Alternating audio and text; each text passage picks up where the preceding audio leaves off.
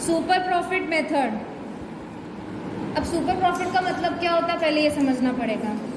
तो जो भी बिजनेस में हम कैपिटल इन्वेस्ट करते हैं वो क्या होता है, कैपिटल एम्प्लॉयड होता है हमारा, ठीक है। अब उस कैपिटल एम्प्लॉयड पर कुछ ना कुछ हम नॉर्मल रिटर्न अर्न करते हैं। क्या अर्न करते हैं, कुछ नॉर्मल रिटर्न।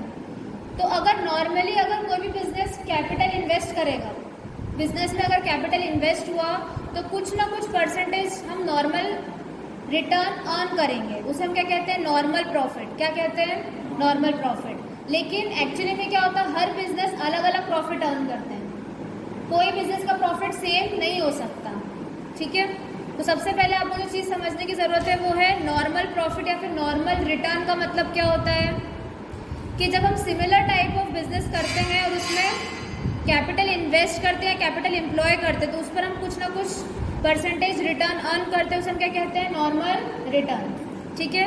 फिर हमारे पास क्या है, सुपर प्रॉफिट। सुपर प्रॉफिट मतलब जो भी हम एक्स्ट्रा अर्न कर रहे हैं नॉर्मल प्रॉफिट के ऊपर, वो क्या होगा, सुपर प्रॉफिट। क्या होगा, सुपर प्रॉफिट, ठीक है। कैपिटल एम्प्लॉयड का मतलब क्या होता है, जो भी हमने कैपिटल इन्वेस्ट करा है बिजनेस में वो क्या होता है, कैपिटल एम्प्लॉयड। क्लियर है। तो क्वेश्चन में आपको क्या करना पड़ेगा, आप गुडविल को कैलकुलेट कर रहे हो किस मेथड से, सुपर प्रॉफिट कैलकुलेट करने के बाद आप क्या कर रहे हो, गुडविल को कैलकुलेट कर रहे हो। तो उसका फॉर्मूला क्या है, goodwill is equals to super profit into number of years of purchase. और सुपर प्रॉफिट हम कैसे कैलकुलेट कर रहे हैं, average profit minus normal profit. तो अब हमें सबसे पहले कैपिटल एम्प्लॉयड का कैलकुलेशन हम कैसे करेंगे वो समझते हैं। कैपिटल एम्प्लॉयड का मतलब जो पैसा हमने बिजनेस में क्या कर रखा है, इन्वेस्ट कर रखा है। तो दो तरीके से हम कैपिटल एम्प्लॉयड को क्या कर सकते हैं, कैलकुलेट कर सकते हैं। तो पहला तरीका क्या है, लायबिलिटी साइड अप्रोच, और दूसरा क्या है, asset side approach.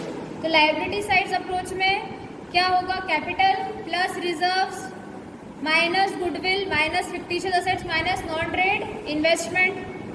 Fictitious asset क्या होते हैं, कौन बताएगा, एडवर्टाइजमेंट का क्या, एडवर्टाइजमेंट का जो खर्चा है, एडवर्टाइजमेंट का खर्चा जो बहुत ज़्यादा होता है, तो अगर हम एक ही ईयर में ज़्यादा खर्चे को लिख देंगे तो क्या होगा, हमारा प्रॉफिट पूरा ख़त्म हो जाएगा। इसलिए उस खर्चे को हम 5 साल तक या आगे 6 साल तक क्या कर देते हैं, डिस्ट्रीब्यूट कर देते हैं। उसे हम क्या कहते हैं, फिक्टिशियस असेट। क्या कहते हैं, फिक्टिशियस असेट। मतलब खर्चा हम कर चुके हैं ऑलरेडी, लेकिन अकाउंट्स में हम एक ही ईयर में उसको शो नहीं कर रहे हैं, नंबर ऑफ ईयर्स में उसे क्या कर रहे हैं, डिस्ट्रीब्यूट कर रहे हैं, जिससे एकदम से प्रॉफिट हमारा जीरो ना हो जाए। उसे क्या कहते हैं, फिक्टिशियस असेट। फिर non trade investment. Non trade investment क्या होता है और ट्रेड इन्वेस्टमेंट क्या होता है, कौन बताएगा, ट्रेड इन्वेस्टमेंट क्या होता है, नॉन ट्रेड इन्वेस्टमेंट क्या होता है।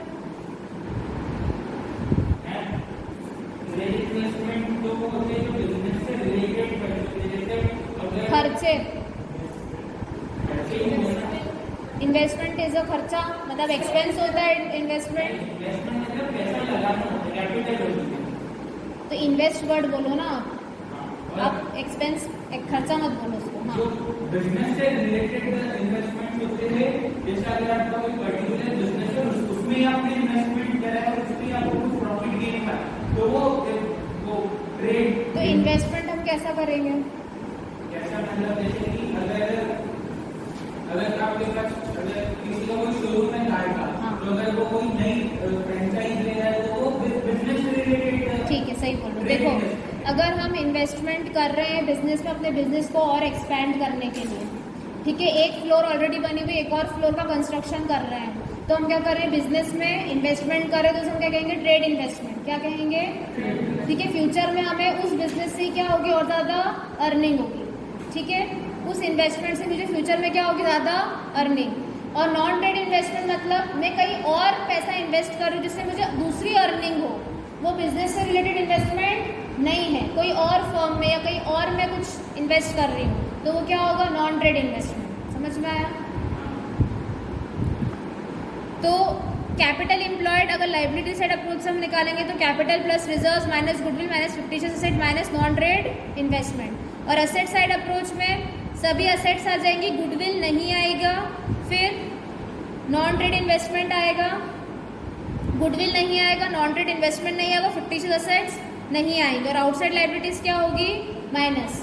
मतलब कैपिटल एम्प्लॉयड अगर हम असेट साइड से निकालेंगे तो क्या करेंगे, सभी असेट्स का addition minus outside liabilities. Outside liabilities मतलब क्रेडिटर्स। ओके, क्लियर है सभी को? चलो पेज टर्न करो सभी।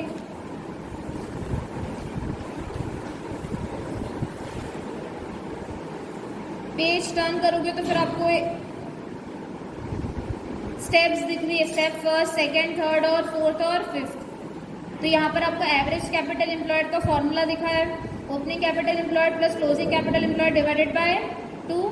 फॉर्मूला दिख रहा है कैपिटल एम्प्लॉयड का, दोनों दिख गए सभी को। Page number 3.15।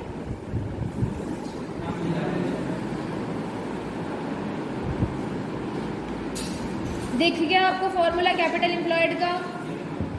क्वेश्चन में अगर कैपिटल एम्प्लॉयड हमें निकालना होगा तो हम कैसे निकालेंगे? अब देखो उसके बाद क्या है हमारे पास, नॉर्मल प्रॉफिट। नॉर्मल प्रॉफिट हम कैसे निकालेंगे, जो हमने एवरेज कैपिटल एम्प्लॉयड को कैलकुलेट करा है उस पर हम क्या लगाएंगे, normal rate of return divided by 100।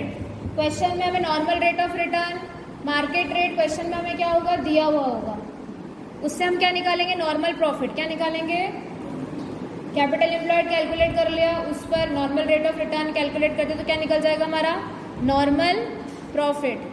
ठीक है, ये इस तरह के बिजनेस में नॉर्मली जो प्रॉफिट हमें अर्न होता है वो है नॉर्मल प्रॉफिट। ठीक है, फिर आपको बता दिया सुपर प्रॉफिट के लिए क्या करना पड़ेगा, एवरेज प्रॉफिट। आप क्या करोगे, क्वेश्चन में से एवरेज प्रॉफिट भी कैलकुलेट करोगे, उसमें से क्या माइनस करेंगे फिर हम, नॉर्मल प्रॉफिट, तो उससे क्या निकलेगा, सुपर प्रॉफिट। क्या निकलेगा, सुपर प्रॉफिट। फिर हम क्या लगाएंगे, गुडविल का फॉर्मूला। गुडविल का फॉर्मूला क्या है, super profit into number of years of purchase. Clear है, सबको समझ में आ गई method, super profit method? Aditya आ गया समझ में? इधर निखिल, अरुण समझ में आया?